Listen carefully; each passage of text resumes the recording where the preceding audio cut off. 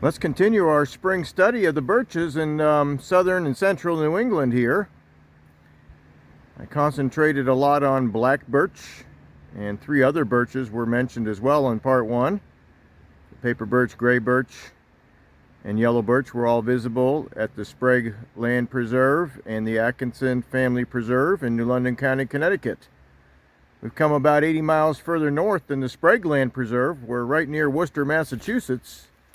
But quite a bit cooler here on the slopes of Wachusett Mountain. We're up over 1,000 feet in elevation. We're going to be climbing to 2,000 feet today. And we're going to try to do more with the northern birches. The ones that don't grow as commonly in southern New England, especially along the coast. But let's pick up where we left off. I've got a really good example of a black birch here. It's how chunky and cut up the bark can get on trees that have been left alone for a few generations. And I mentioned in the first part of this series that this is called cherry bark birch because it can get that appearance. The shading of the brown is different than that of a cherry, but you know, if it's been raining or if you're not paying much attention, you could pass this over for a black cherry, and we've got one right here, just a few feet away. About the same size tree. We're on the Bolton Pond Trail here at the Wachusett Reservation in Worcester County, Massachusetts, and we're going to be going up in elevation. There's a lot of yellow birch near the summit. There should be some paper birch as well. Let's pause for a second while I climb through these brambles. And here's our black cherry. Similar size, definitely more purple or maroon in color, but it, you know, and it tends not to be square chunks on the bark. It's more of I always call it the size and shape of a corn chip, but you know, you can see that with your eyes here. They both have a fairly straight bole, B-O-L-E. That's what you call the part of the tree that grows straight out, and if given the chance, they will grow straight. Near the upper half of this mountain, there's supposed to be some what's considered virgin or first growth forest with some yellow birch growing in some very rocky areas. We'll be looking for that. We'll be trying to study some gray birch and some paper birch as we go along today. We're at almost 2,000 feet elevation here at the Wachusett Reservation here in central Massachusetts. And no leaf out here, at least not too many. But they are on their way, but we're going to keep studying the bark of these trees. As I mentioned in part 1, black birch was most common in southern New England, yellow birch in places, paper and gray birch in places. But as you come further north and up in elevation in the Appalachian Mountains, yellow birch becomes quite common, especially on the north side of the mountain where it's a little cooler and a little moister. And we've got this yellowish bark with all these little curls and furls. But I'm stopping here today because some of these ledge systems on this mountain were too rocky, too steep, and too far up the mountain to ever be logged or farmed. And much of the top of Wachusett Mountain here is considered virgin or uncut forest. Let's go take a look at what a yellow birch can look like when it's had many, many generations to mature. And the ledge systems on this side of Wachusett Mountain are known for having trees that were never logged. They've been cored, they've been dated, they're hundreds of years old. Let's take a look at a yellow birch and what the bark looks like on a yellow birch when it reaches that age. And this yellow birch probably isn't more than 2 feet in diameter. They can live a long time. They can get at least another foot in diameter when they do live a long time. I don't know the exact age of this tree, but from what I've read, they have cored many of the yellow birches up here, and many of them are several hundred years old, 200 to 300 years old. We'll zoom in a little and look at this bark. It kind of resembles some of the bark that we looked at on the black birch in part 1 of this series. So instead of coming off in the paper-like flakes, it's actually about 1/4 inch thick. So I guess this probably could be confused with the black birch if you were just looking at that. But as I go up the tree and look towards the sun, I can see that the upper bark is still peeling in a paper-like fashion, And even some of this lower bark is peeling in a paper-like fashion, as well as some of the fallen limbs from this tree. So again, this is a real steep rocky slope, and would have not been a whole lot of incentive to try to get to these trees for the saw logs, and certainly wouldn't have been much reason to clear this land for farming. And as you continue up the old Indian Trail here at the Wachusett Reservation, there are some natural openings in this spruce forest here, where you can see one of the higher mountains in this area, Monadnock Mountain. It's a little over 3,000 feet. That's on my to-do list of places to do a tree study of. I may begin it this summer. We'll see how the weather and time allows for that. That's not a mountain you want to go up when there's any chance of thunderstorms, because there's no trees on top, and would not be wise on a day except like today, where there's clear skies and comfortable temperatures, cool weather. Well, above that really large black yellow birch, we're into the kind of forest you would see at locations further north from here, but this microhabitat on the north side of this mountain is dominated by red spruce and lots of clumps of yellow birch. So yellow birch isn't always those really big trees. This is a real bouldery talus area here. Not much dirt for these trees to work with, but they easily root in on top of these rocks. And then the roots can go in all directions, and the trees can grow and grow and grow. I'm not sure if this particular grove here is considered uncut forest or virgin forest. Not a lot of really big trees here, but you don't always have to have big trees to get to be in a virgin forest. It just means the soil was thin enough here that the trees never got big, and there's been a lot of blowdown for that reason. So it certainly could be near the area that was considered uncut forest. I had a clip last summer. I did a clip in late August in the Catskill Mountains, and on exploring barking up, I believe it was called barking up some relic trees, and I was in the western Catskill Mountains, where a lot of the higher elevations are considered first growth forest. Let's take a look at a look-alike here. This guy could be confused with the black birch and even a yellow birch, although it doesn't peel. It has a similar color. It has some lenticels on it that are much bigger than that of either of those trees, but from a distance, this fire cherry could be confused with one of the birches, especially the birches that aren't white in color. And it has not begun to leaf out yet, at least not at the ground level, but if it had, the leaves would give away that it is not a birch. And the leaves have a similar shape to a birch, but they're singly toothed, not doubly toothed. We'll get on to birch leaves in a few weeks here when weather warms up and these things leaf out. Some of the lower elevation birches are leafing out now, so we're just going to wait for them to get a little bit bigger and reach their full size to record them. But this fire cherry probably indicates that this area was disturbed by some either natural or unnatural causes. If there was a lot of it here, I would say that this is definitely not first growth forest, but if there's only one or two trees, that could just be part of the natural succession. And since we took a minute to look at that fire cherry bark as one that could be confused with a birch, let's take a look at another one that often grows at these higher elevations, especially in areas where there's breaks in the canopy at higher elevations in the green, white mountains.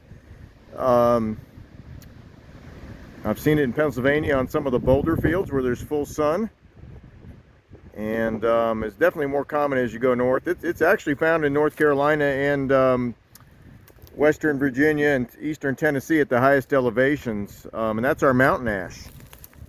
And don't let the word ash confuse you. It's not directly related to ashes. The compound leaf on this mountain ash could be confused with an ash. But here's our yellow birch. Again, this is real rocky here, so a lot of these trees aren't getting that big. And because it's rocky, it's prone to wind throw, and because it's prone to wind throw, there's enough light getting through for this mountain ash to start to grow. They are not the biggest tree in the world. They're often in clumps, 3 or 4 sprouts here, 3 to 4, 6 inches in diameter. They can get a little bigger than that sometimes, but often they're not.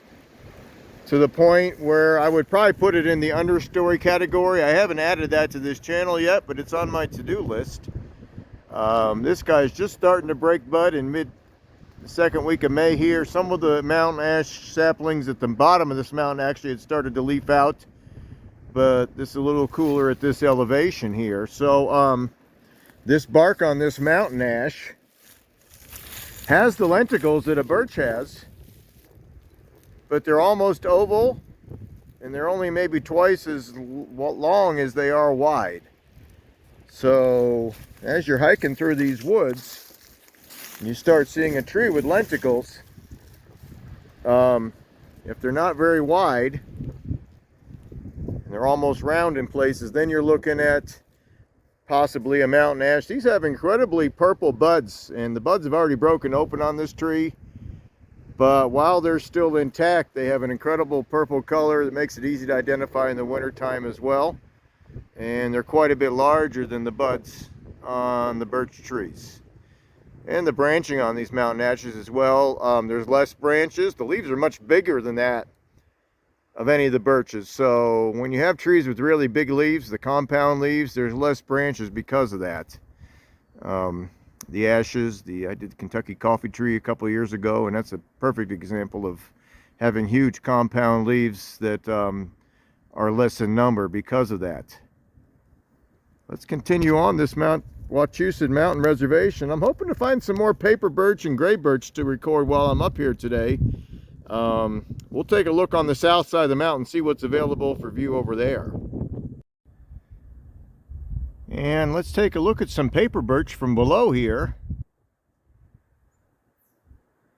These trees often need full sun to get established, and there's a intentional clearing here to allow views on the way up Wachusett Mountain from one of the gravel roads. So this paper birch has spread its branches in several different directions here. Not doing a lot of peeling, but just enough for me to know that it is a paper birch here, because we got some gray birch growing right near here too. Another thing I've noticed about paper birch is when the branches come off, they tend to go out and don't make a big arc back towards the ground. It's also starting to leaf out when the gray birch across the trail here has not. Let's pause for just a second. All kinds of hiking trails. This one would be more suitable for mountain biking. And there's a paved road to the summit as well at Wachusett Mountain here with a 360-degree view, an observation platform. This gray birch, and I had to study it closely to make sure it was a gray birch. The branches tend to come off in a curved fashion.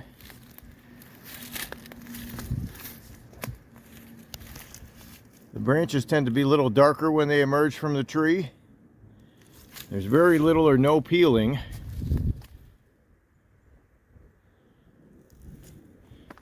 The crown of this gray birch is fairly narrow and straight, and it doesn't spread out in all directions. And the branches that do come out are definitely not that white color. They're definitely the gray or the brown color that gives it its name. But even with all that, I wasn't positive of its identification. Gray birch is more likely to grow in clumps, but paper birch can. So I'm fishing around the bottom looking for last year's leaves. And since there's no other birch right near this that could have caused the leaves couldn't have blown as far from the other birches, I'm fairly certain I do have a gray birch here. And one of last year's leaves is on the ground here on this map.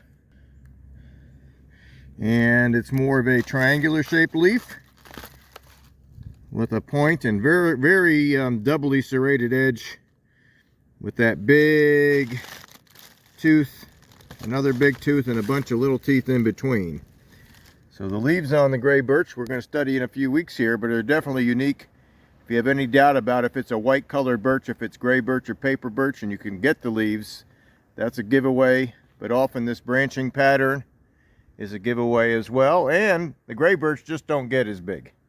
6-inch diameter, and they're about done. They are not long-lived trees. Paper birch live longer, but they're not extremely long-lived either. But they can get 1.5 feet in diameter commonly. And sure enough, as we walk down the gravel road off the mountain here, I took a hiking trail on the way up, and I'm on a gravel road on the way down just to try to look for more examples of these trees. And sure enough, there's an area with lots of paper birch that is about as big as you'd normally find them. This one's about maybe 12 to 15 inches. My hand, 2.5 times. A lot of them in here. They're all a similar age. And they've all made it all the way to the top. So as I mentioned in this first part of this series, when land becomes available for trees, it's a race to the top. And often the paper birch is growing when there's an opening in the forest from a human activity or a windstorm or fires or tree diseases that kill off the trees overhead. And it's a race to the top, but I'll tell you what, eventually these pines are going to win out, because white pines get a lot taller than paper birch and can live a lot longer. But they're not always peeling that much. I mean, this guy has some peeling, but I know it's a paper birch by the size. There's not really enough peeling on the bottom to prove it's a paper birch, but gray birch would never get that big. And the branching pattern at the top of these trees is much more fan-like than a